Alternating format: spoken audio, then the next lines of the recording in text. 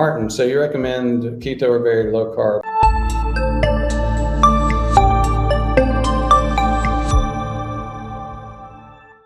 I recommend low carb, yes. Here's the thing, a lot of people don't do as well on keto. It's a little bit more strenuous. And here's the thing, it's easier to do something strenuous for 6 months or so. I'm not recommending a 6-month diet. I'm recommending a permanent, decades-long change in the way you eat. So a little bit gentler, low carb kind of diet. I find people have more longevity with that. Servan Ricky, if we avoid wheat rice, and its byproduct totally, any side effects on health? Yeah, your wheats and rice, these grains are really, for most of us, the major source of carbs.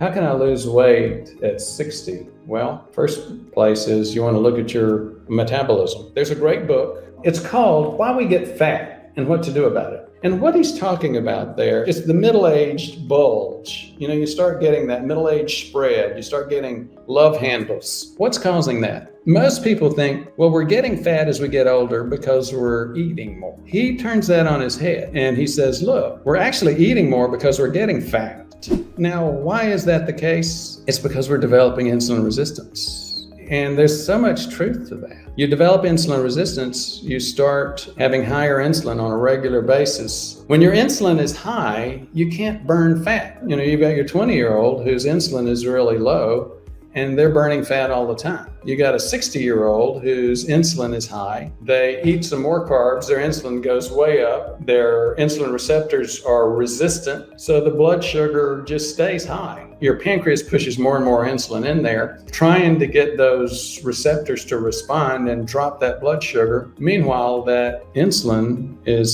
stopping you from burning body fat. So think about that. That's why so many middle-aged people do so much better on a low-carb diet in terms of weight loss. I've got tons and tons and tons of people. In fact, the majority of people that come to me have already lost like 10, 20, 30 pounds, 150 pounds, and they did it by decreasing carbs.